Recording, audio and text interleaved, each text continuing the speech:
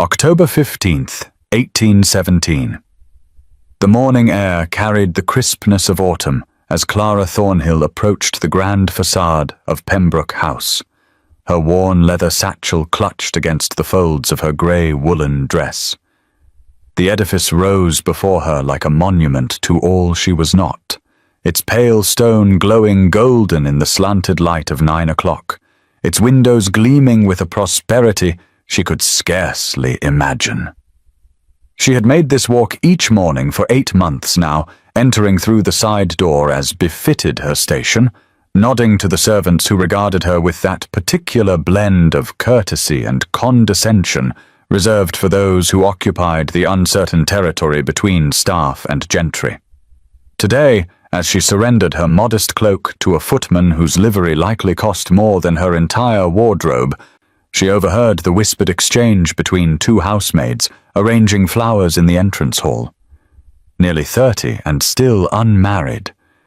Such a shame, though what can one expect with no portion and no particular beauty to recommend her? The words landed with familiar weight upon her shoulders, but Clara had long since learned to carry such burdens with grace. She proceeded through the corridor toward the music room, her steps silent on the thick carpets, passing portraits of Pembroke ancestors who gazed down with aristocratic indifference. The music room itself was her sanctuary, a high-ceilinged chamber with tall windows facing the gardens where autumn roses still bloomed in defiant splendor. The pianoforte, a magnificent instrument of rosewood and ivory, stood in a pool of morning light that transformed it into something almost sacred. Lady Sophia and Lady Caroline were already waiting, their young faces bright with genuine affection that Clara treasured as the one authentic warmth in her otherwise circumscribed existence. "Good morning, Miss Thornhill," Sophia called out, her 16 years evident in the enthusiasm she had not yet learned to temper. Caroline, at 14, was already more reserved, but her smile was no less welcoming. Clara settled herself at the piano bench, her fingers finding their familiar positions, and began the lesson with scales and exercises before progressing to the Clementi sonatinas the girls were learning. As she demonstrated a particularly difficult passage, her hands moving across the keys with fluid precision, she felt the transformation that always overtook her when music filled the space between intention and execution. Here, in these moments, she was not poor Clara Thornhill, the impoverished gentlewoman whose father had drunk away what little inheritance there was before dying and leaving her alone at 20, with nothing but his musical training and a few pieces of sheet music. Here she was, simply in the only language that had never betrayed her. The girls attempted the passage with varying success, and Clara guided them with patience born of genuine love for her art. She did not see the tall figure of the Duke of Pembroke pass by the open doorway, his dark hair slightly dishevelled, his expression distant as always. He did not pause, did not glance inside, gave no indication he knew or cared that she existed. This too was familiar. Clara had accepted long ago that invisibility was simply the condition of her life. Now please take a moment and subscribe to our channel and comment where you are watching from and what time is it. It is always fascinating to see where these stories get all around the world. Thank you. The lesson continued into the late morning, the clock on the mantelpiece marking the approach of 11, and Sophia bent over the keyboard with fierce concentration as she attempted the Beethoven sonata that had bedeviled her for the past fortnight. Her fingers stumbled over the same passage for the 3rd time, and Clara heard the frustration building in the tempo of her breathing. "Let me show you once more," Clara said gently, and Sophia moved aside with visible relief. Clara positioned her hands over the keys, found the beginning of the troublesome phrase, and began to play. Within the span of 3 measures, the transformation overtook her as it always did, that strange dissolution of self into sound, and she forgot she was demonstrating a lesson, forgot the modest parlor instructor she was meant to be, and simply played. The music rose through the high-ceilinged room like something alive, the notes cascading and interweaving with a precision and passion that transcended mere technical proficiency. When she finished, silence held for a heartbeat before Caroline spoke with wondering admiration. "Miss Thornhill, why do you not perform publicly? You play more beautifully than any of the ladies we have heard in London." Clara felt the familiar tightness in her chest, the old shame of thwarted dreams. "My position does not permit such things, Lady Caroline," she replied with careful neutrality. "And I am content to share music in this more intimate setting." The sisters exchanged glances that suggested they understood more than she wished, but they were kind enough not to press further. The lesson concluded shortly thereafter,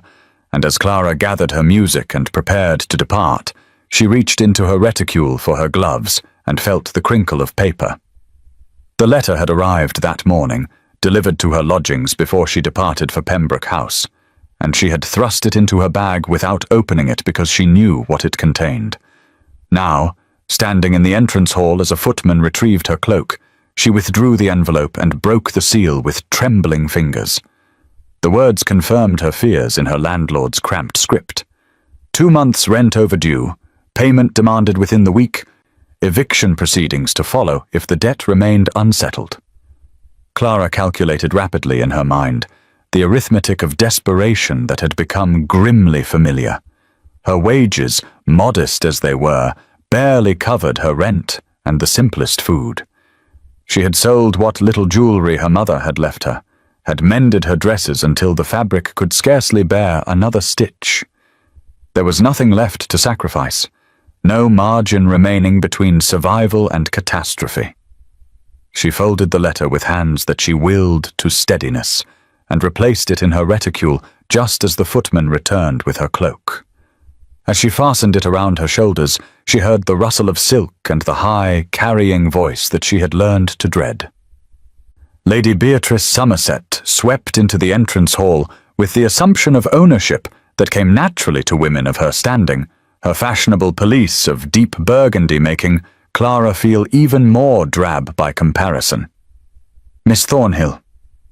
Lady Beatrice said, her gaze sliding over Clara with dismissive assessment before moving past her entirely as though she were a piece of furniture of no particular interest. Clara murmured a greeting that went unacknowledged as Lady Beatrice proceeded toward the stairs, calling out for Sophia and Caroline with the easy intimacy of a family friend. Clara stepped out into the October morning, the door closing behind her with quiet finality, and walked back toward her lodgings, with the weight of the letter pressing against her ribs like a stone. October 22nd, 1817. The morning arrived with the same ritual precision as the 6 mornings before it, Clara ascending the steps of Pembroke House at 9 o'clock precisely, her grey dress now showing a careful mend at the left sleeve, where the fabric had finally surrendered to time and wear. She had sat up late the previous evening with her needle and the last decent thread she possessed, her fingers working by candlelight she could ill afford, determined that her poverty should not manifest as slovenliness, even if the repair was visible to anyone who cared to look closely. The music room welcomed her as always, the pianoforte gleaming in the autumn light that fell through windows now framing gardens gone more golden and russet, as October deepened into itself. Sophia and Caroline were already practicing scales, their young fingers stumbling over the exercises with the distracted quality of minds not yet fully awakened, and Clara took her place beside them with the gentle corrections and encouragements that had become as natural as breathing. In his study adjacent to the music room, separated only by a heavy oak door that stood slightly ajar, Alexander Pembroke sat at his desk, surrounded by ledgers and correspondence that detailed the complex economics of land and tenant and harvest, the numbers before him telling a story of responsibilities that weighed upon him with relentless constancy. He had been reviewing the accounts since early morning, attempting to reconcile expenses that seemed to multiply beyond reason, when he became aware of music filtering through the open door. Not the halting exercises of his sisters, but something else entirely. A Mozart sonata played with such clarity and feeling that his pen stilled mid-calculation. He found himself listening rather than working, the music reaching some place in him that had been shuttered since Catherine's death 2 years prior, and before he quite realized what he was doing, he had risen from his chair and moved toward the doorway. He stood at the threshold unobserved, his tall frame just beyond the angle of vision from the piano, and watched as Clara demonstrated a passage for Sophia, her hands moving across the keys with fluid precision, while her face underwent a transformation that struck him with unexpected force. The pleasant neutrality she wore like armor had dissolved entirely,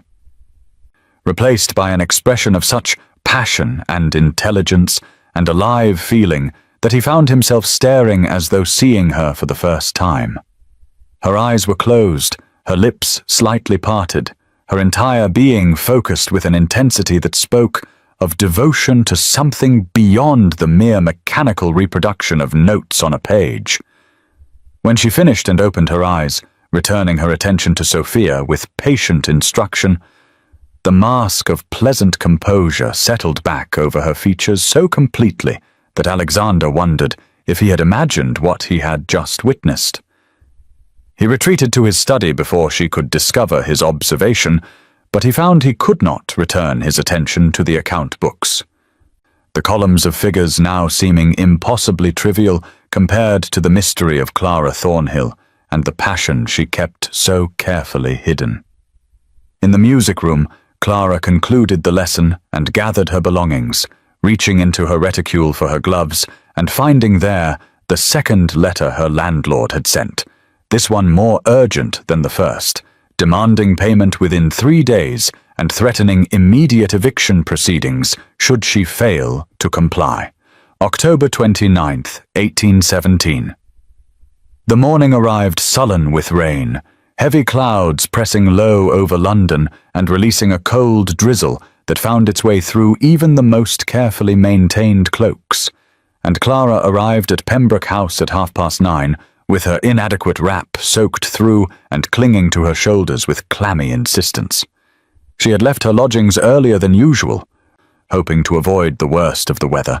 but the rain had intensified during her walk, and now she stood in the entrance hall, feeling the water drip from the hem of her dress onto the marble floor, while a footman took her cloak with an expression of carefully maintained neutrality that nonetheless conveyed his awareness of her bedraggled state.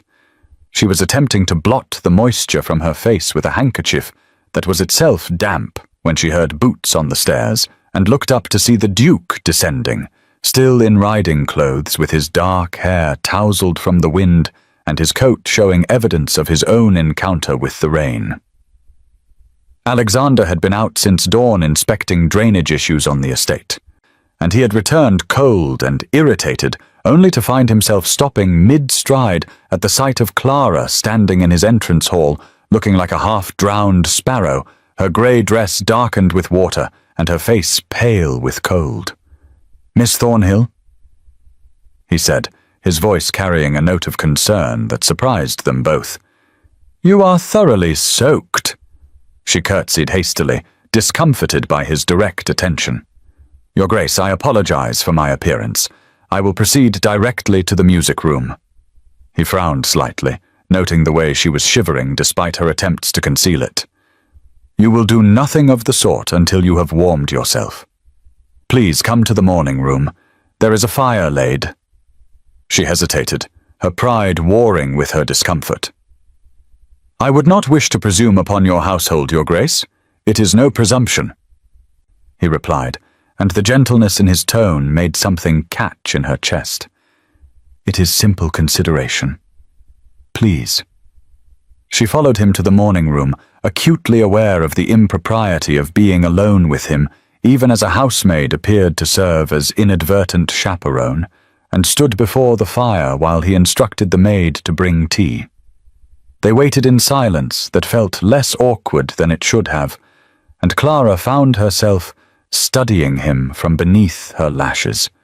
noting the way the firelight caught the sharp planes of his face and the unexpected kindness in his grey eyes. "Your cloak is insufficient for this weather," he observed quietly. She felt the familiar flush of shame at having her poverty exposed. "It serves well enough, Your Grace." He looked as though he might say more, but refrained, and instead asked if she had far to walk each morning. She told him the distance, and he listened with an attention that made her feel seen in a way she had not experienced in years. The tea arrived, and she drank it gratefully, feeling warmth seep back into her limbs. And when she finally made her way to the music room, she found herself thinking not of the lesson ahead, but of the expression in his eyes when he had looked at her, as though she were a person worthy of concern rather than a servant to be overlooked. During the lesson that followed, Alexander found himself once again drawn to his study door to listen, and when Sophia mentioned in passing that her brother seemed less melancholy of late, Clara smiled politely and attributed it to the approach of better weather, never imagining that she herself might be the cause. November 5th, 1817. The afternoon light slanted through the tall windows of the music room with the particular golden melancholy of late autumn, and Clara gathered her belongings at the conclusion of the day's lesson, fastening her cloak with fingers that trembled slightly from fatigue and strain that had nothing to do with the hour spent teaching scales and sonatas. Sophia had remarked twice during the lesson that she looked pale, and Caroline had watched her with an expression of concern that Clara found simultaneously touching and mortifying, for she prided herself on maintaining a facade of composure regardless of the turmoil that churned beneath it. She bid the sisters farewell with her customary warmth and descended the front steps of Pembroke House into the crisp November air, turning her steps toward lodgings she might not occupy much longer. While behind her in the music room, Sophia turned to Caroline with troubled eyes and said that Miss Thornhill seemed truly unwell. In the library where Alexander had retreated after an afternoon of tedious correspondence with his man of business, he found himself thinking of the piano instructor with a frequency that surprised him. And when his sisters entered some 20 minutes after the lesson's conclusion, he looked up from the book he was not actually reading and asked with studied casualness whether Miss Thornhill had seemed herself today. The question opened a floodgate of information as Sophia settled onto the sofa and declared that their dear Miss Thornhill was clearly suffering some distress, for she had dark circles beneath her eyes and her dress hung more loosely than it had a month prior, and Caroline added with the earnest detail of youth that she had seen Miss Thornhill counting coins from her reticule during a brief moment when she thought herself unobserved, her expression one of such worry that Caroline had nearly asked if she might help. Alexander listened with growing concern as his sisters painted a portrait of deprivation he had been too preoccupied to notice, and when they departed, he summoned Mrs. Langley and inquired with more directness than tact about the wages paid to the music instructor. The housekeeper, a woman of 50 years with the practical wisdom of long service, informed him that Miss Thornhill received £30 per annum, an arrangement made by his late Duchess and never revised, barely sufficient for modest lodgings and food with nothing remaining for contingencies or comfort. Alexander felt an unexpected surge of anger at himself for his neglect, and at the circumstances that left a woman of evident talent and education in such precarious straits, and he dismissed Mrs. Langley with instructions he would clarify shortly, his mind already forming a plan that would allow him to assist without wounding the pride he had observed in Clara's careful dignity. Across London in lodgings that consisted of a single room in a boarding house long past its better days, Clara opened her door to find a notice fixed to the frame, official and uncompromising in its language, informing her that she had 14 days to remit payment in full or vacate the premises, and she sank onto her narrow bed with the paper clutched in hands that had finally begun to shake in earnest. November 8th, 1817. The afternoon had faded into early evening by the time Clara completed her lesson and gathered her belongings. The music room bathed in the dusky blue light that preceded full darkness, and she was fastening the clasps of her worn leather satchel when a housemaid appeared at the door with a message that Mrs. Langley wished to speak with her before she departed. A summons that sent an immediate flutter of anxiety through Clara's chest, because such requests were unusual, and she could not imagine what matter required the housekeeper's attention. She followed the maid through the corridors of Pemberton House to the housekeeper's room, a comfortable chamber near the kitchens that smelled of lavender and beeswax, and found Mrs. Langley seated at her desk with an expression that Clara could not quite decipher. Something between sympathy and satisfaction. "Miss Thornhill," the housekeeper began without preamble,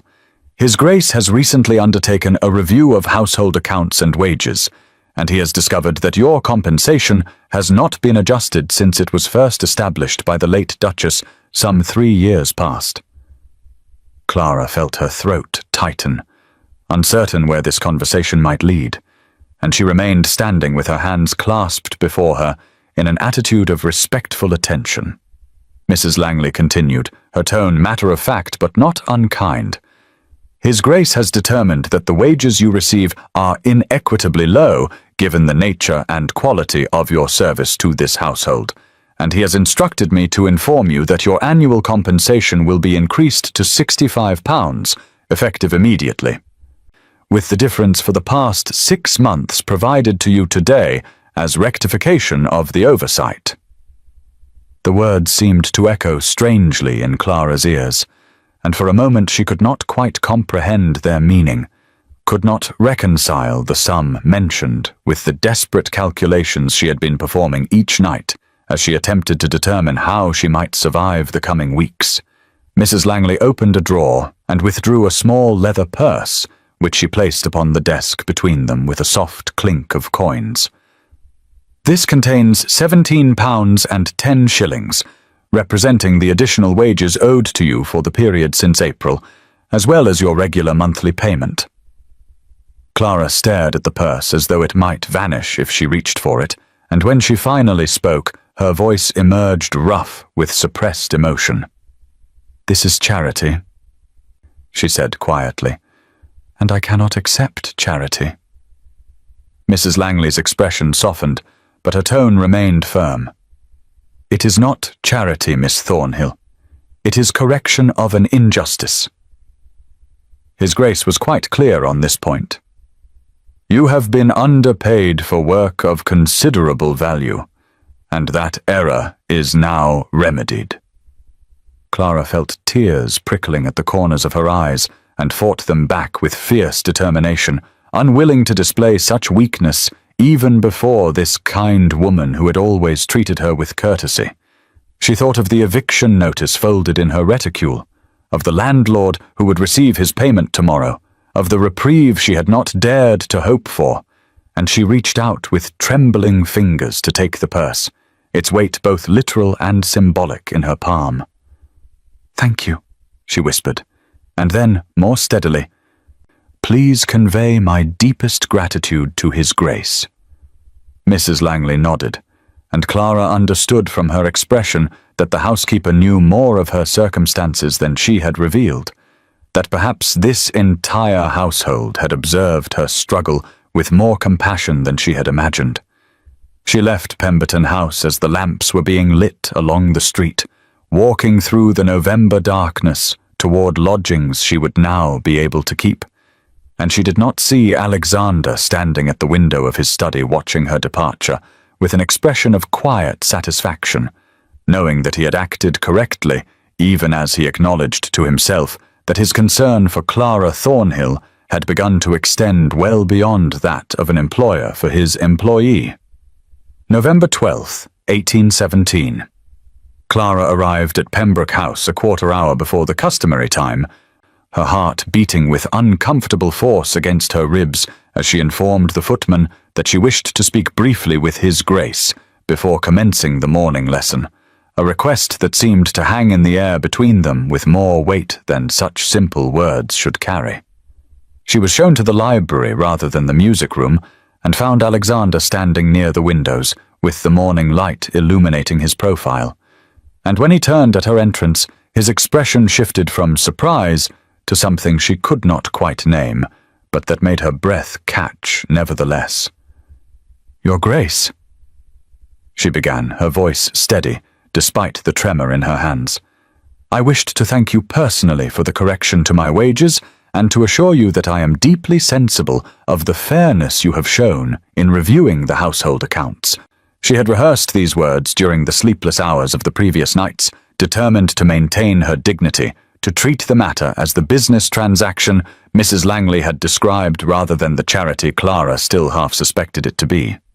Alexander moved toward her, with that particular grace she had observed in him, the unconscious elegance of a man born to authority, but tempered by something gentler, and he gestured for her to sit, though she remained standing, feeling that to sit would somehow make her more vulnerable than she could bear. "Miss Thornhill," he said, and his voice carried a warmth that seemed to wrap around her name like an embrace. The adjustment was long overdue, and nothing more than justice required. But I am glad if it has provided you some relief. Their eyes met and held for a moment that stretched beyond its natural duration, and Clara felt something shift in the space between them, some acknowledgement that this conversation was about more than wages and household management. He asked then, with what seemed genuine curiosity rather than mere politeness, whether she had received formal training at a conservatory, and she explained that her father had been her only teacher, a musician of considerable talent, but limited prospects, who had poured all his knowledge and passion into his only child before consumption had taken him when she was 19. Alexander listened with an attention so complete that she found herself saying more than she had intended, describing her father's joy in music and his insistence that she would one day compose works that would outlive them both, a prophecy that had died with him as she was forced into the practical necessity of teaching rather than creating. "Your talent far exceeds what would be expected for an instructor," Alexander observed, and there was no condescension in his tone, only a recognition that made her flush with pleasure and discomfort in equal measure. She deflected with practiced ease, saying that she was fortunate to have employment that allowed her to remain connected to music at all, but he pressed forward with a question that seemed to surprise them both. "Do you still compose, Miss Thornhill?" The words hung between them, weighted with significance, and she found herself admitting that she had not written anything in years, that the demands of survival had left little room for such luxuries, though she did not say that she had also lacked the hope that had once fueled her creativity. Before he could respond, the door opened, and Sophia and Caroline swept in with apologies for their lateness, and the moment fractured into the ordinary business of lessons and propriety. But as Clara moved toward the music room, she felt Alexander's gaze following her, and knew that something between them had fundamentally changed. November 19th, 1817. Clara arrived at precisely 9 in the morning, as had become her custom, the crisp autumn air having given way to the first hints of approaching winter, and she was arranging the sheet music for the day's lesson when the door to the music room opened and Alexander entered with an expression that suggested his arrival was not accidental, but rather carefully timed, though he maintained the pretense of casual purpose as he greeted her with a politeness that had lately acquired an undertone of something warmer. "Miss Thornhill," he said, nodding as she rose and curtsied with the automatic grace that years of navigating the precarious space between gentility and service had instilled in her. "I hope I am not interrupting, but I wished to discuss arrangements for Sophia's debut ball, which, as you know, will take place in 2 months' time, and music will naturally be a significant component of the evening." Clara resumed her seat at the piano bench as Sophia and Caroline entered, and the sisters immediately protested when she began to rise again, insisting she remain comfortable, and there was something in their eagerness that suggested they had been anticipating this conversation with an enthusiasm that made Clara vaguely uneasy. The discussion began practically enough, with Alexander inquiring about appropriate selections for a ball of this nature, and Clara offered suggestions with the professional competence she had cultivated, mentioning particular pieces that would suit the dancing and the dignity of the occasion. But then Sophia leaned forward with barely contained excitement and said that surely Miss Thornhill could help them prepare more extensively, perhaps even performing for some of the smaller gatherings that would precede the ball itself. Clara felt her breath catch because such a suggestion elevated her status in a way that seemed both wonderful and dangerous, and she glanced at Alexander to gauge his reaction to his sister's impropriety. Caroline added with the guileless honesty of her 14 years that it would be lovely to have Miss Thornhill play at the ball itself, but of course Lady Beatrice Somerset and the other patronesses would never permit a paid instructor to perform at such an event, which everyone knew, even if no one said it quite so boldly. Clara saw something flicker across Alexander's face, a tightening at the corners of his mouth that suggested displeasure, and he was silent for a moment before speaking in a tone that carried quiet authority. "I think," he said slowly, as though the idea were forming as he spoke, though Clara suspected he had considered it beforehand, that we might hold several intimate musical evenings here at Pembroke House during the coming weeks, gatherings where Miss Thornhill would both perform and provide instruction to you both, allowing you to learn through observation as well as practice,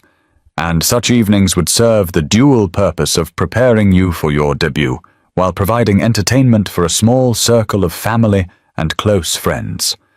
The proposal hung in the air with a weight that seemed disproportionate to its apparent simplicity, and Clara understood that what he offered was not merely an expansion of her duties, but a subtle elevation of her position, a blurring of the sharp line between servant and guest that society drew with such rigid precision. She felt torn between gratitude and apprehension, aware that such visibility could expose her to criticism and judgment. But when she met Alexander's gaze, she saw in his eyes an expression of such warm encouragement that she found herself agreeing with a voice that trembled only slightly, saying that she would be honored to assist in whatever manner His Grace deemed appropriate. And the smile that crossed his face made her pulse quicken in a way that had nothing to do with professional satisfaction, and everything to do with the dangerous hope that had begun growing in her heart despite all her attempts to contain it. November 26th, 1817. Clara arrived at Pembroke House as the winter evening was settling over the grounds, the sun already vanished behind the bare trees and the windows glowing with warm candlelight that seemed to promise something beyond the ordinary boundaries of her employment. And she carried with her the worn leather case that held her most precious sheet music, selections she had deliberated over during sleepless hours the previous night, with an anxiety that felt both foolish and entirely justified. Mrs. Langley met her at the servants' entrance as usual, but guided her not to the familiar music room, but rather to the drawing room, a space Clara had glimpsed only in passing and never entered, and the difference seemed to carry symbolic weight that made her pulse quicken with nervousness and something dangerously close to hope. She had worn her best dress, a simple gown of deep blue that had once belonged to her mother, and which she had altered to fit her own smaller frame. And though it was modest by the standards of society, it was becoming in a way her usual grey teaching dress was not, the colour bringing warmth to her pale complexion and making her feel less invisible than she had grown accustomed to feeling. The drawing room was intimate rather than grand, arranged with chairs and a settee positioned near the pianoforte in a semicircle that suggested conversation as much as performance, and candles burned in silver holders that reflected their light against cream-coloured walls, while a fire blazed in the hearth with a welcoming warmth that stood in contrast to the December cold beyond the windows. Alexander rose as she entered, and his sisters looked up with bright, eager faces, and Clara saw that the gathering was precisely as he had promised, small and private with only the four of them, plus Mrs. Langley, who settled into a chair near the door with her needlework, a chaperone whose presence preserved propriety while remaining unobtrusive. Clara took her place at the pianoforte after greeting them with a curtsy that felt awkward given the strange hybrid nature of her role tonight, neither quite servant nor quite guest, and she arranged her music with hands that trembled slightly before beginning with a Beethoven sonata she knew would demonstrate both technical skill and emotional depth, the Pathétique, with its dramatic contrasts and passionate intensity. As she played, she felt the familiar transformation that music always wrought in her, the dissolution of self-consciousness into pure expression, and when she glanced up briefly, she found Alexander watching her with an attention so complete and unguarded that it made her falter for half a beat before recovering. The piece concluded, and for a moment there was only silence, the kind of charged stillness that follows profound experience. And then Alexander spoke with a warmth in his voice that seemed to wrap around her like an embrace, saying that he had heard many accomplished pianists in London, drawing rooms and concert halls, but none who brought such feeling to the music, such clear understanding of what the composer had intended to convey. Clara felt heat rise to her cheeks at praise offered with such evident sincerity, and she realized that this was what she had been starving for without knowing it, not mere acknowledgement of technical competence, but recognition of the soul she poured into her playing, validation of the part of herself she valued most, and which the world had taught her had no practical worth. He asked then, with a gentleness that suggested he understood he was requesting something personal, whether she might play something of her own composition, and she hesitated because her own works felt like exposing pieces of her heart to examination. Vulnerable in a way that performing another's music was not. But something in his expression, an openness that matched what he was asking of her, gave her courage, and she began to play a piece she had written in the awful months following her father's death, a melancholy meditation on loss and memory that she had never performed for anyone, and had not played herself in years. The notes seemed to fill the room with an aching beauty, and when she finished and lifted her hands from the keys, she found tears on her own cheeks and saw answering emotion in Alexander's face, and their eyes met with an understanding that transcended words and social position and all the barriers that the world had constructed between them. And in that moment, Clara knew with terrifying certainty that something irrevocable had begun. December 3rd, 1817. Clara sat in her small rented room as the clock on the mantel approached 11 in the evening, the fire having burned low so that shadows gathered in the corners, and the chill of December crept through the worn curtains that hung at the single window overlooking the narrow street below. And though exhaustion weighted her limbs after the long day of teaching, she found sleep impossible because her mind returned again and again to the musical evening 1 week prior, replaying every moment with the obsessive attention one gives to experiences that feel both precious and dangerous. She sat in the chair by the window, wrapped in her shawl, and allowed herself the luxury of remembering how Alexander had looked at her when she played her father's composition, the expression on his face suggesting he had truly heard what she was trying to say through the music, understood the grief and beauty and longing she had poured into those notes, and the warmth in his eyes when he praised her had made her feel visible in a way she had not felt since her father's death had left her alone in the world. It was foolish to read too much into such moments, she told herself sternly. He was a duke, and she was nobody, a paid instructor whose modest wages he had recently corrected out of simple fairness, and whatever kindness he showed her was likely nothing more than the natural courtesy of a gentleman toward someone in his employ who had demonstrated competence. Yet even as she recited these sensible cautions, she could not entirely suppress the dangerous warmth that bloomed in her chest when she thought of him,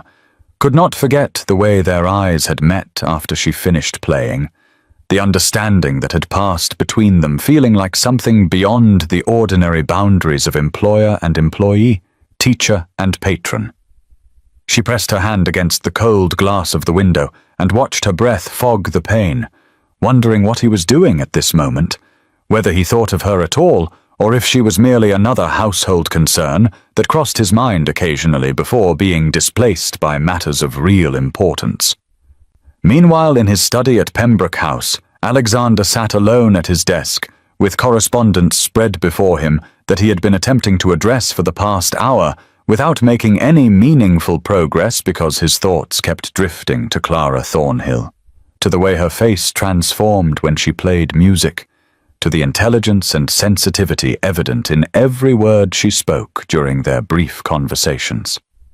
He rose and paced to the window, looking out over the dark grounds, then turned and found himself facing the portrait of his late wife that hung above the mantel. Catherine's serene, painted face, regarding him with the gentle expression he remembered from their 8 years of marriage.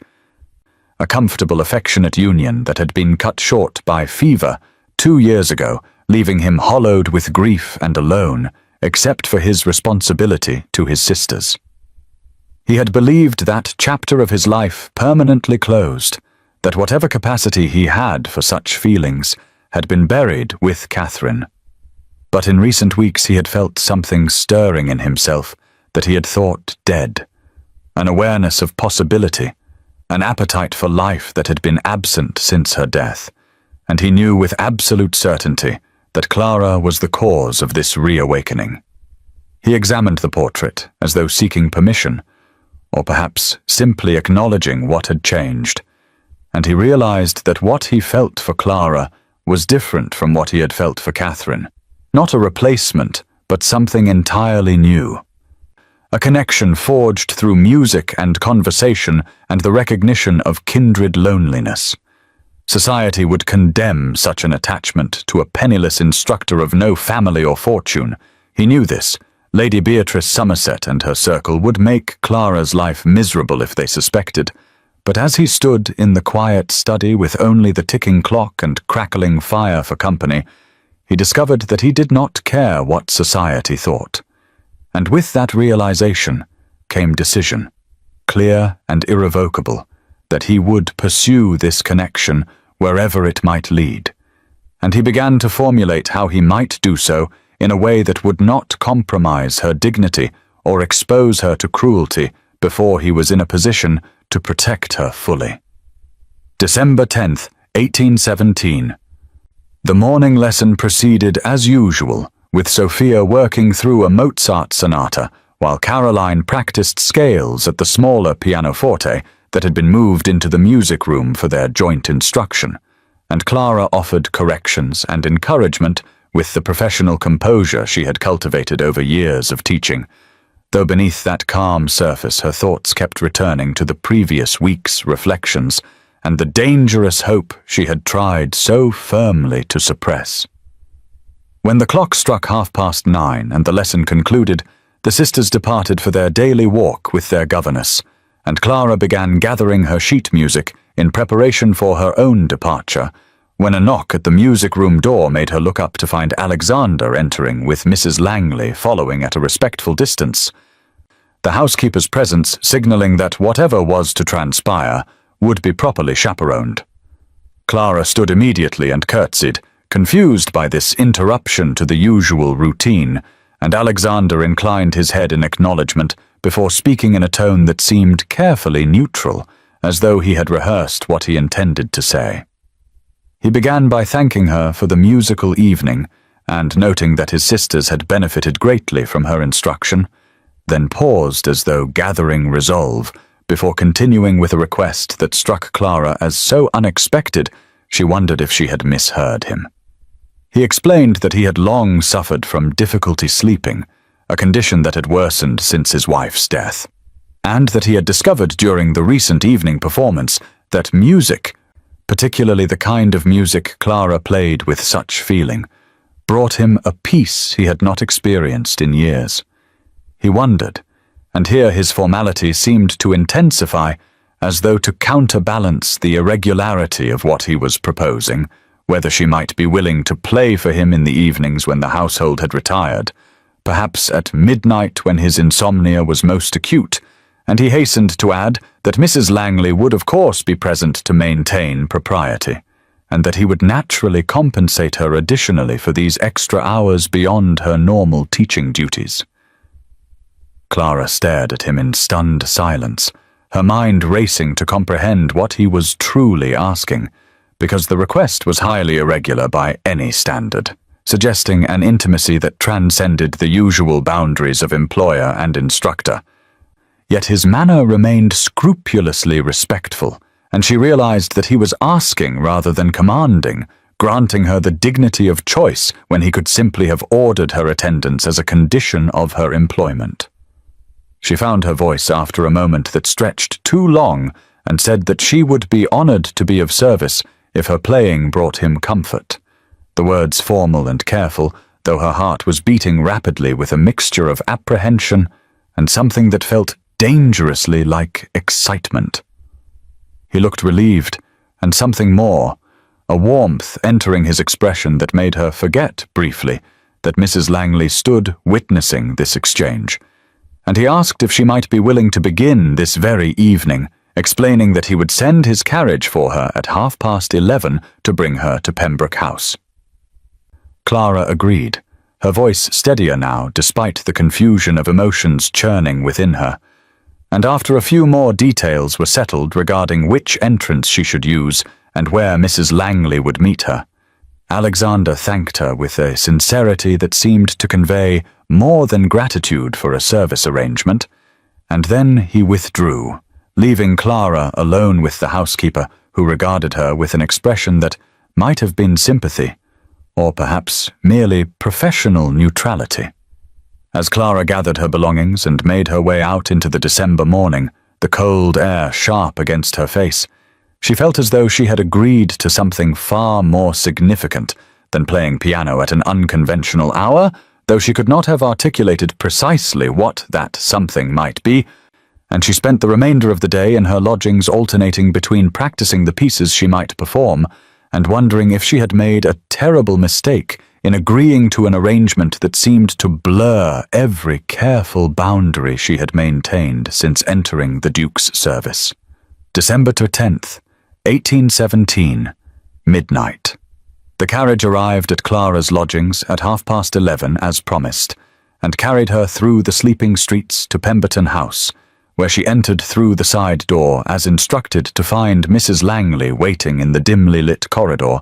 and together they proceeded through the quiet house to the music room, which had been transformed by the hour and the lighting into a space so different from its daytime character that Clara felt as though she were entering an entirely unfamiliar room.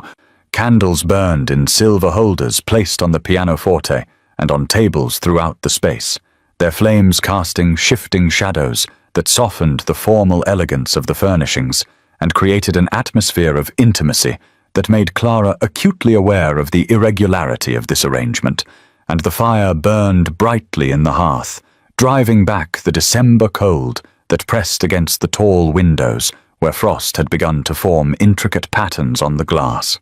Alexander stood near the fire and turned when she entered, and she was struck immediately by how different he appeared, more relaxed than she had ever seen him, with his formal coat discarded and his collar loosened slightly, as though he had deliberately shed some portion of the ducal armor he wore during daylight hours. He welcomed her with a warmth that seemed to encompass genuine relief at her arrival, as though he had harbored some fear she might change her mind, and he gestured toward the pianoforte, while Mrs. Langley settled into a chair positioned discreetly near the fire, where the housekeeper arranged her knitting with the air of one prepared for a long vigil. Clara removed her evening shawl, a worn garment of dark blue wool that had been her mother's, and arranged her music on the stand, with hands that trembled slightly from nerves and cold, and something she could not quite name. And when she sat on the bench and placed her fingers on the keys, she felt Alexander move to stand where he could watch her face as she played. She began with a nocturne by Field, the gentle melody seeming appropriate for the late hour and the quiet intimacy of the setting. And as she played, she felt the nervousness begin to ease, as it always did when she lost herself in music, the notes flowing from memory and feeling rather than conscious thought. When the piece ended, Alexander did not immediately speak, but moved to sit in the chair positioned near the pianoforte, where he could see her clearly, and he asked her to play whatever she wished, saying that he was content simply to listen and to have the companionship of another wakeful soul during these hours when sleep eluded him. She played 2 more pieces, quiet, contemplative works that seemed suited to the midnight hour. And between selections they began to talk in voices kept low by mutual unspoken agreement, as though unwilling to disturb the particular quality of peace that had settled over the room. He asked about her father, and she found herself speaking more freely than she had intended, describing the man who had loved music with a passion that bordered on obsession and who had taught her not merely technique, but the language of emotion that could be expressed through melody and harmony. And she admitted that her father's death 6 years prior had left her feeling as though she had lost not only her parent, but her connection to the part of herself that felt most alive. Alexander listened with an attention that felt complete and genuine, and when she finished speaking, he began to tell her about his late wife, Catherine, in a way that suggested he had not spoken of her in this manner to anyone since her death, describing not the idealized memory that widowers often constructed, but the real woman with her kindness and her limitations, and he confessed that his grief had been complicated by guilt that their marriage had been comfortable, but never passionate, arranged by their families and accepted by both parties as suitable rather than chosen from any deeper connection. The conversation created a sense of shared vulnerability that felt more intimate than anything Clara had experienced, and when she looked toward Mrs. Langley, she saw that the housekeeper had dozed off in her chair by the fire, her knitting fallen into her lap, and her head tipped forward in sleep. Clara felt she should wake her, or perhaps suggest ending the evening, but Alexander asked her to play 1 more piece and mentioned that his father had been an amateur musician who had often played in this very room during Alexander's childhood, and Clara selected a composition her own father had written years ago, a bittersweet melody that seemed to capture something essential about memory and loss. She played with her eyes closed, feeling the music completely, and when she finished and opened her eyes, she found Alexander had moved closer and was regarding her with an expression that made her breath catch in her throat, because it held unmistakable tenderness and something deeper that she dared not name.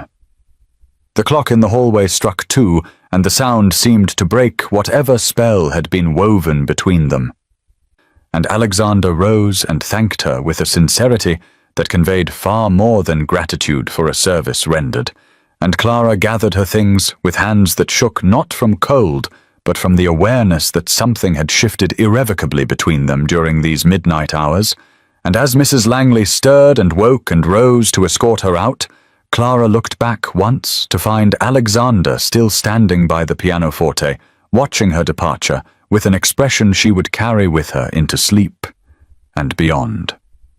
December 17th, 1817, midnight.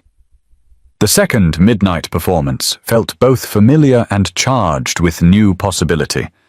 as though the ritual they had established the previous week had already become something essential to both of them, and when Clara arrived at the side entrance to find Mrs. Langley waiting with a candle to light their way through the darkened house, she felt her heart quicken with an anticipation that had nothing to do with the music she would play. The music room glowed with candlelight as before, but tonight snow fell heavily beyond the tall windows, visible in swirling patterns whenever the wind gusted against the glass, and the fire burned even more brightly than it had the previous week, as though in defiance of the winter storm that wrapped the house in white silence. Alexander stood near the pianoforte rather than by the fire, and when Clara entered, he turned to her with an expression of such unconcealed pleasure at her arrival that she felt warmth rise in her cheeks and had to look away to maintain her composure.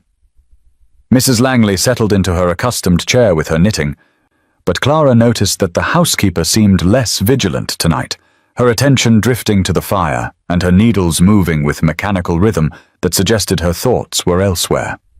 Clara removed her evening shawl and seated herself at the pianoforte, and she began to play a Chopin nocturne that seemed suited to the snowy night. But after only 2 pieces, Alexander asked if they might simply talk for a while, saying that he found her conversation as restorative as her music. She agreed with a mixture of nervousness and pleasure, and he drew a chair close to the pianoforte, near enough that she could see the firelight reflected in his eyes. He began to speak of loneliness, not the physical solitude of being alone, but the deeper isolation of occupying a position that set him apart from genuine human connection. And he described how the title of Duke had created a barrier between himself and authentic relationship, how people approached him with deference or calculation, but rarely with simple honesty. Clara listened with complete attention, recognizing in his words an echo of her own experience of invisibility, though her isolation came from being beneath notice rather than elevated above it, and she said as much, explaining that she understood perfectly the hunger for someone to see past surface circumstances to the person within. Their conversation created an intimacy that felt almost dangerous in its intensity,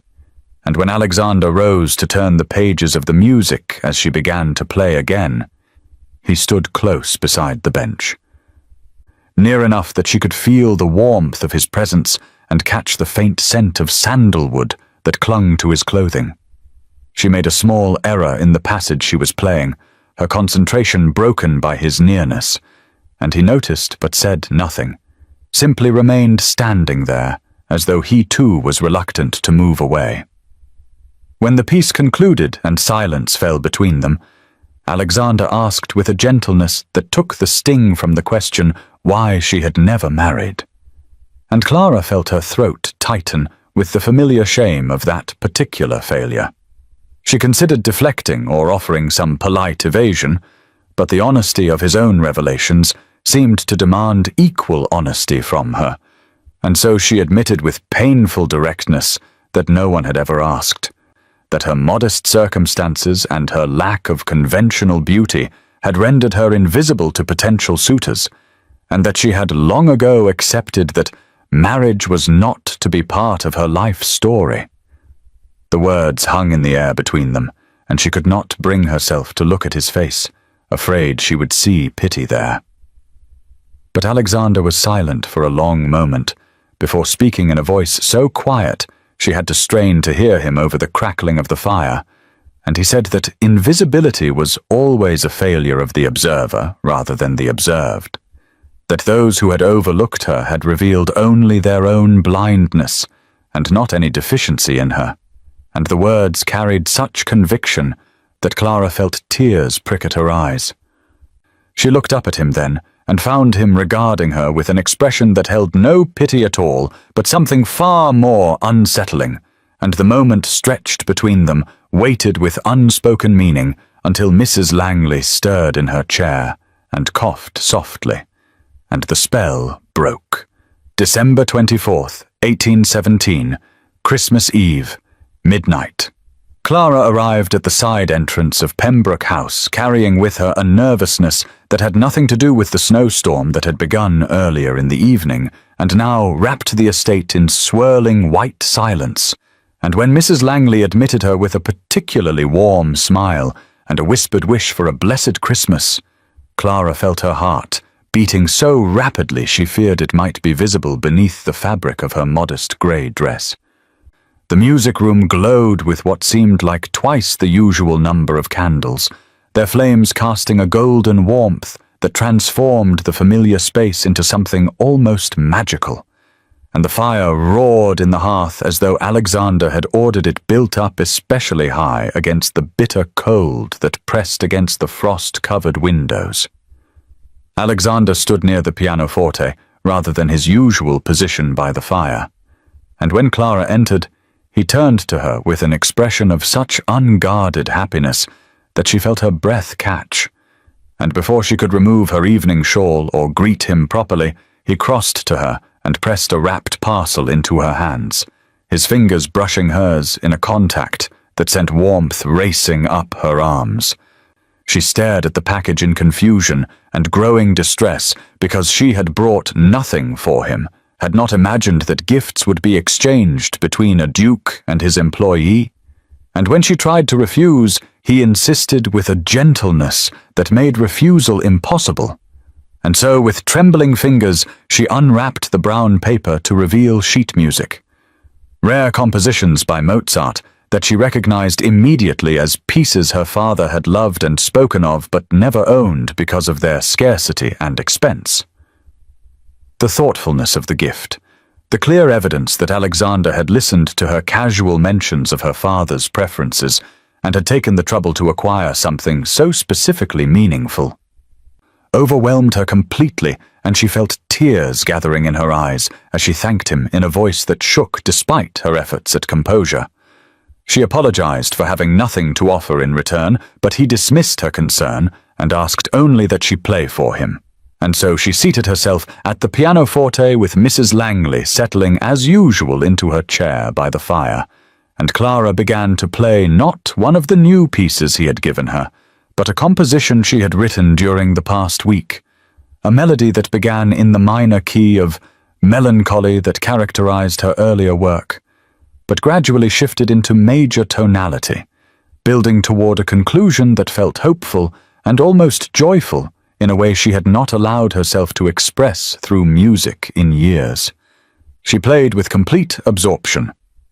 pouring into the piece everything she dared not say aloud, and when the final notes faded into silence, she kept her hands on the keys and her eyes closed because she was afraid to see his reaction,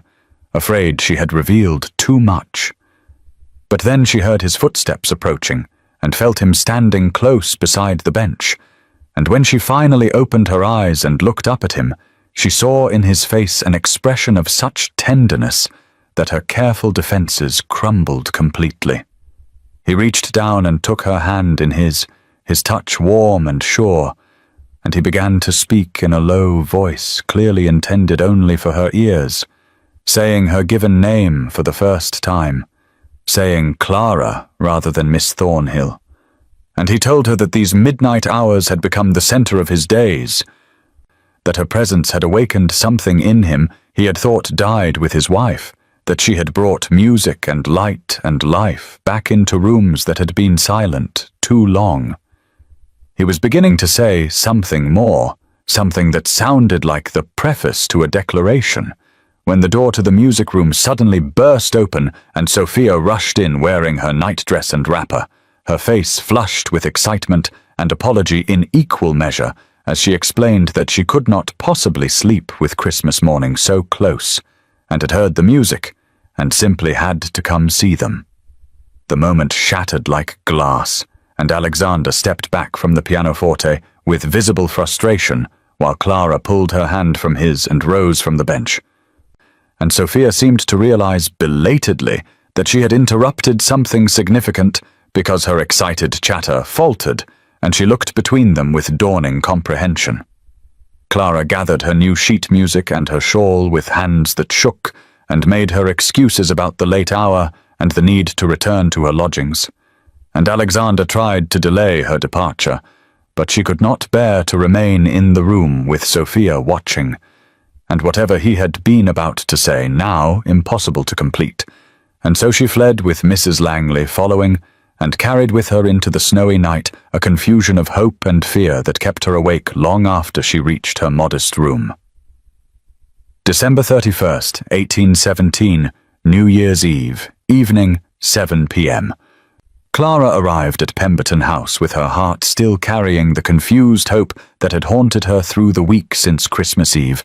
wondering constantly what Alexander had been about to say before Sophia's interruption, replaying the warmth in his eyes and the tenderness in his voice as he had spoken her name and taken her hand,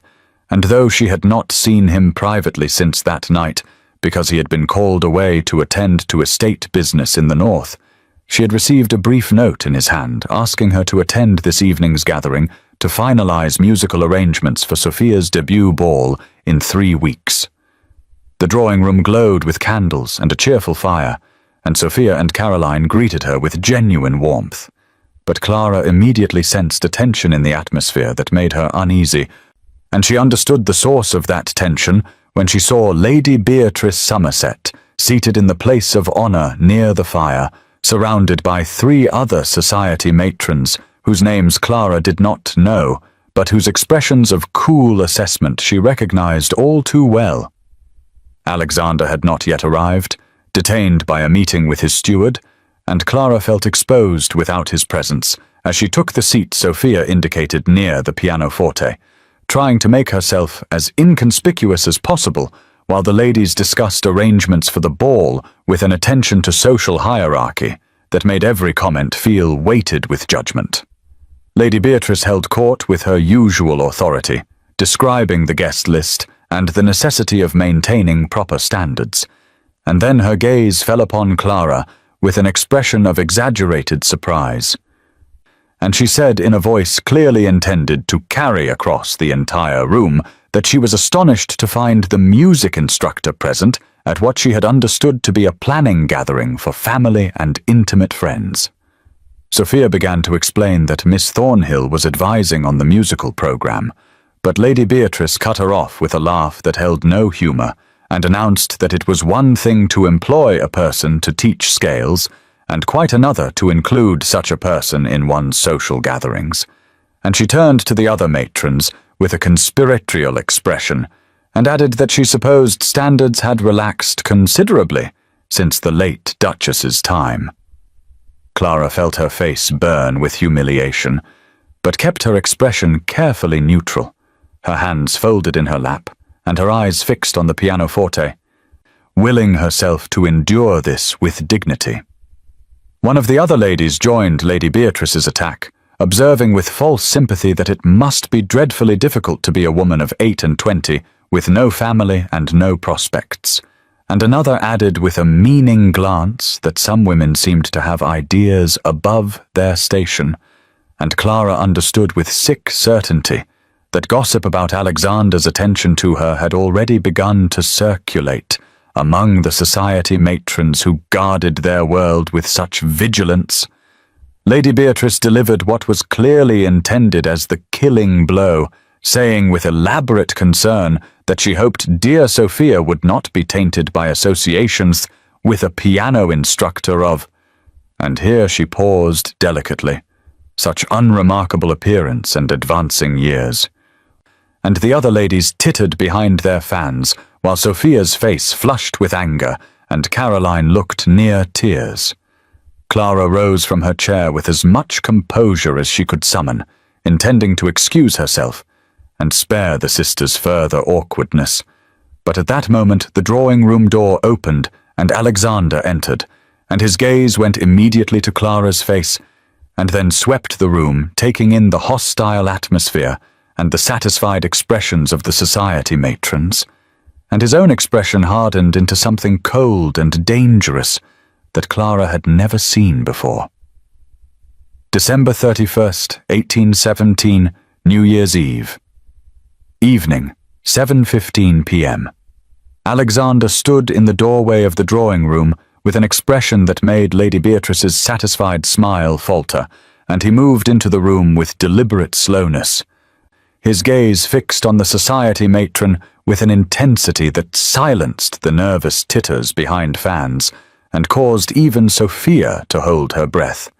And when he spoke, his voice was quiet, but carried such authority that Clara felt the words like a physical force, even as she stood frozen near the pianoforte with humiliation still burning in her cheeks. He addressed Lady Beatrice directly, saying that he must have misheard her comments because surely she could not have intended to insult a guest in his home, a woman of extraordinary talent and impeccable character whom he held in the highest personal regard, and the emphasis he placed on the word personal sent a ripple of shocked understanding through the assembled ladies, who suddenly sat straighter in their chairs and exchanged wide-eyed glance. Lady Beatrice attempted to recover by laughing and saying she had meant no offence, but merely observed what everyone surely thought about the peculiarity of including a music instructor in family gatherings. But Alexander cut her off with a coldness that made Clara understand why men respected and feared him in business, and he stated that Miss Thornhill was not merely a music instructor, but a gifted composer and performer whose presence enriched his household immeasurably, and he added with devastating precision that he valued her company and conversation far more than that of certain society figures whose only accomplishment seemed to be the skilled deployment of malice disguised as concern. The other matrons looked as though they wished to sink through the floor, and Lady Beatrice's face flushed an ugly red as she began to sputter a response. But Alexander continued speaking, now addressing the room at large, and saying that his late wife had possessed the wisdom to value people based on their character rather than their bank accounts or their appearance. And he had strayed from that principle during his grief, but Miss Thornhill had reminded him what truly mattered, and any person who could not recognize her worth was revealing a profound deficiency in their own judgment. Clara stood trembling with a confusion of emotions, because while his defense filled her with gratitude and something dangerously close to joy, it also made their connection terribly public, and would certainly fuel exactly the sort of gossip that could destroy what remained of her reputation. And she saw in the faces of the society matrons that they were already calculating how to spread this delicious scandal through every drawing room in London. Sophia looked torn between triumph at seeing Lady Beatrice humiliated and worry about what this public defence meant for her brother, while Caroline openly grinned with delight at the discomfort of the women who had been cruel to someone she loved. Alexander then turned to Clara and asked in a gentler voice if she would do him the honour of playing something, anything she chose, because he wished very much to hear her, and he thought the room could benefit from the elevation that only true artistry could provide. And though his words were a request, his eyes held a plea that she understand. He was offering her a choice about how to proceed in this moment that had suddenly become pivotal for both of them. December 31st, 1817, New Year's Eve, evening, 7:30 p.m. Clara stood before the pianoforte with her heart beating so hard she wondered if everyone in the drawing room could hear it, and she looked at Alexander and saw in his eyes both a plea and a promise, and she understood in that moment that he was offering her a choice that would define the rest of her life, because if she played now, after his public defense of her, it would be an acknowledgement of the connection between them and would cement in the minds of every society matron present that something significant existed between the Duke and his music instructor. She could refuse politely and retreat to the safety of invisibility, could preserve what remained of her reputation by declining this invitation that was so much more than a request for music, or she could step forward into the candlelight and claim the recognition he was offering her, even knowing that society would judge her harshly for presuming to accept attention from a man so far above her station. Lady Beatrice had recovered some of her composure, and now sat with her lips pressed into a thin line of disapproval, clearly hoping that Clara would have the decency to recognize her place and refuse, while the other matrons watched with avid curiosity barely concealed behind their fans, already composing in their minds the gossip they would spread through every drawing room in London about the aging piano instructor who had somehow entrapped a grieving duke. Sophia looked at Clara with encouraging warmth and gave her a small nod as if to say that she had her blessing and support, while Caroline clasped her hands together with barely suppressed excitement at the unfolding drama. and Mrs. Langley stood near the doorway with an expression of calm approval that gave Clara an unexpected surge of courage, because the housekeeper who had seen so much of life in this household would not look at her that way if she thought Clara was making a terrible mistake. Clara moved to the pianoforte with as much grace as she could summon and sat down upon the bench, arranging her modest skirts with deliberate care, and she placed her hands upon the keys and closed her eyes for a moment, gathering herself and thinking of her father, who had taught her that music was truth, and that the honest expression of feeling through artistry was the highest form of courage. She began to play the piece she had composed for Alexander on Christmas Eve, the hopeful melody that represented everything she had been afraid to want, and she poured into it all the longing and fear and cautious joy that she had carried through these past weeks of midnight performances and deepening conversations, and as her fingers moved across the keys, she felt the last of her protective reserve fall away because she was choosing to be seen and choosing to step into the possibility he was offering, even if it meant risking everything. The music filled the drawing room with its bittersweet beauty, and she did not look at Alexander as she played, but she felt his gaze upon her like a physical warmth, and when she finished and the last notes faded into silence, there was a moment when no one moved or spoke, and the tension in the room was almost unbearable before Alexander began to applaud with slow, deliberate appreciation. And then Sophia and Caroline joined him enthusiastically, while the society matrons sat frozen in their seats, clearly uncertain whether acknowledging Clara's performance would be tantamount to approving the scandalous connection they all now suspected.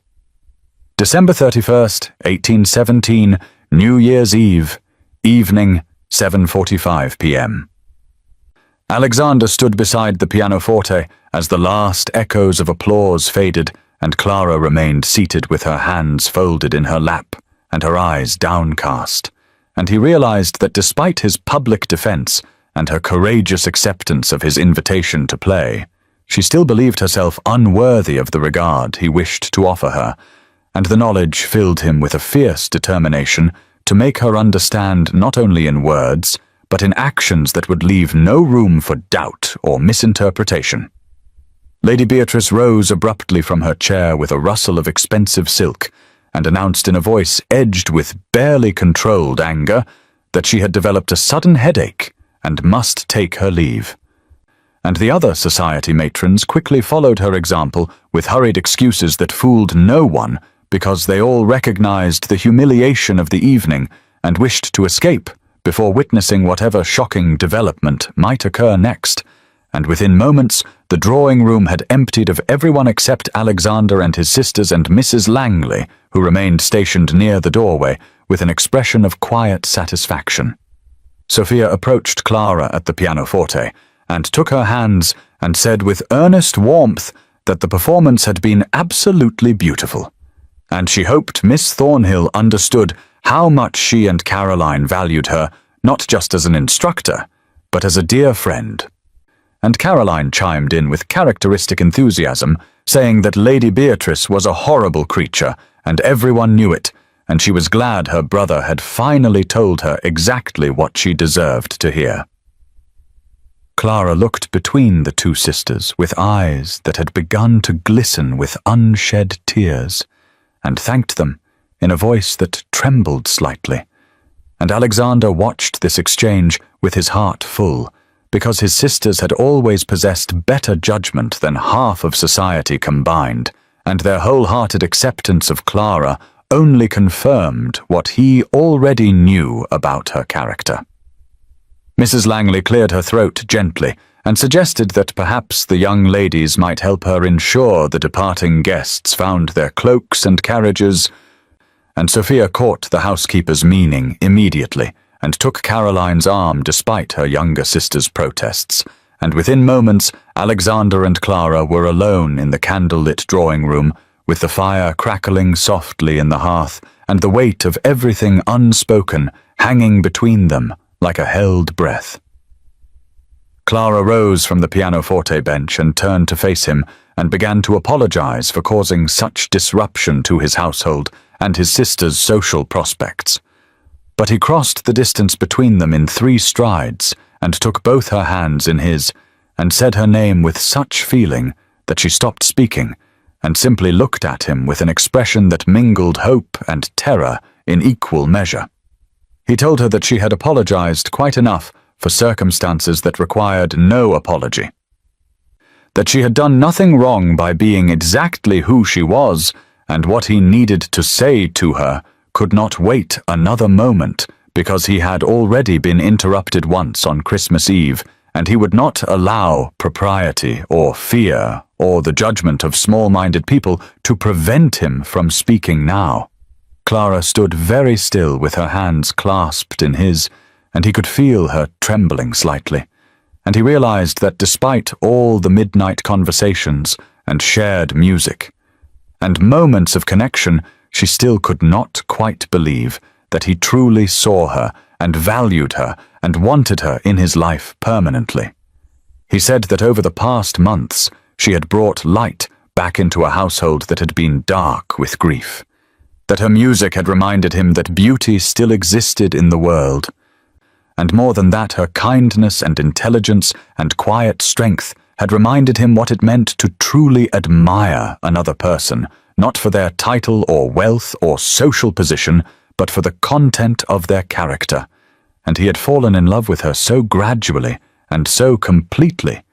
that he could no longer imagine his future without her in it. December 31st, 1817, New Year's Eve. Evening, 8 p.m.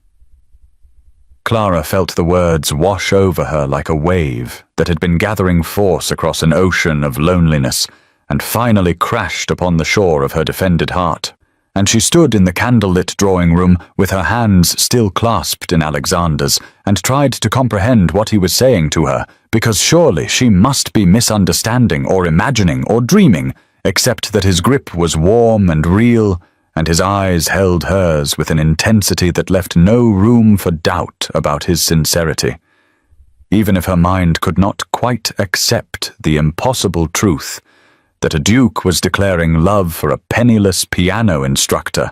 who possessed neither beauty nor fortune, nor any of the qualities that men of his station were supposed to value. He said he had fallen in love with her gradually and completely, and could not imagine his future without her, and the words hung in the air between them heavy with meaning and promise, and the weight of everything that would change if she allowed herself to believe them. And she felt tears begin to slip down her cheeks unchecked, because no one had ever spoken to her this way, and no one had ever looked at her as if she were precious and irreplaceable,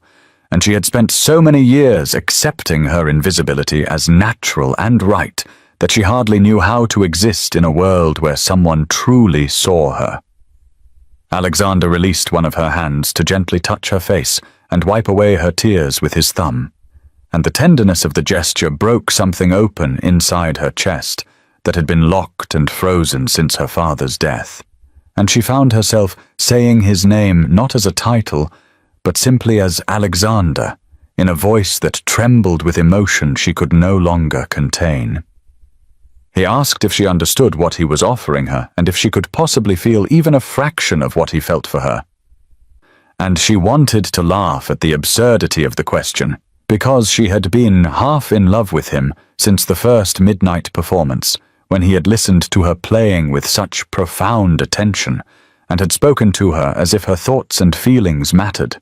and she had fallen completely during all those late-night conversations, when he had revealed himself to be not just a duke, but a man who carried loneliness and grief and hope just as she did. She told him yes, that she understood, and that she had been afraid to hope,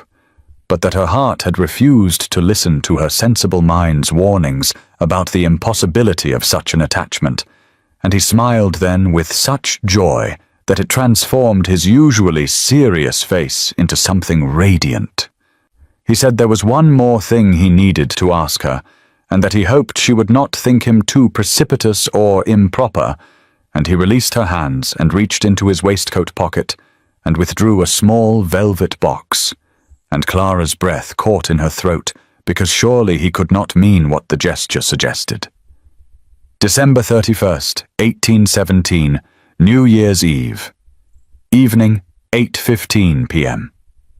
Alexander opened the small velvet box with steady hands, despite the enormity of what he was about to ask, and inside gleamed a ring of simple elegance, a sapphire surrounded by small diamonds that caught the candlelight and threw tiny stars across Clara's stunned face. And he said that this had belonged to his grandmother, who had been a woman of remarkable character and intelligence, much like Clara herself, and he had chosen it specifically because his grandmother had always told him that true partnership in marriage was built not on fortune or title, but on mutual respect and genuine affection and shared values. He lowered himself to one knee before her in the traditional posture of supplication, and Clara felt the room tilt around her because this could not possibly be happening. A duke kneeling before a penniless piano instructor in a gesture that acknowledged her as his equal and even elevated her above him in this moment. And he said her full name, Clara Thornhill, with such reverence that it sounded like a prayer. He asked if she would do him the extraordinary honor of becoming his wife, of sharing his life and his home and his heart, of being a mother to his sisters until they married and eventually to whatever children they might be blessed with together. And he said he knew society would disapprove and gossip and judge. But he had learned over these past months that society's opinion mattered far less than the truth of one's own heart, and his heart had chosen her completely and irrevocably. Clara looked down at him through tears that blurred the candlelight into golden halos, and she thought of all the years she had spent invisible and dismissed, all the times she had accepted that marriage and love were not meant for women like her, all the quiet resignation she had wrapped around herself like armor against disappointment. And here was this man, this impossible, wonderful man, offering her not just security or even affection, but true partnership and recognition of her worth.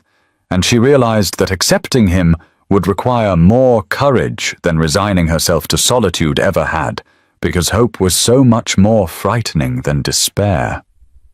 She said yes in a voice that broke on the single syllable, and then she said it again more clearly. Yes, she would marry him. And Alexander rose and slipped the ring onto her finger where it fit as if it had been made for her. And then he cupped her face in both his hands and kissed her with a tenderness that made her feel precious and cherished, and finally seen. The door burst open, and Sophia and Caroline rushed in, followed by a beaming Mrs. Langley, and it became clear that they had all been listening outside and could contain themselves no longer. And the sisters embraced Clara and welcomed her as their soon-to-be sister with such genuine joy that Clara's tears flowed faster, and even Mrs. Langley dabbed at her eyes with her apron. Alexander kept his hand at the small of Clara's back as if afraid she might disappear, and he announced that they would be married as soon as the banns could be read, and Sophia declared that it would be the most romantic wedding London had ever seen, and Caroline said Lady Beatrice would absolutely perish from shock and jealousy, and they all laughed together in the candlelit drawing room, while outside the bells of London began to ring in the new year of 1818, a year that would bring Clara everything she had stopped allowing herself to dream of, and as Alexander pulled her close and whispered that he loved her, she finally believed that she deserved this happiness, that her worth had always existed even when no one else could see it, and that sometimes the most extraordinary love stories began not with grand gestures, but with quiet midnight conversations and the courage to hope when hope seemed foolish.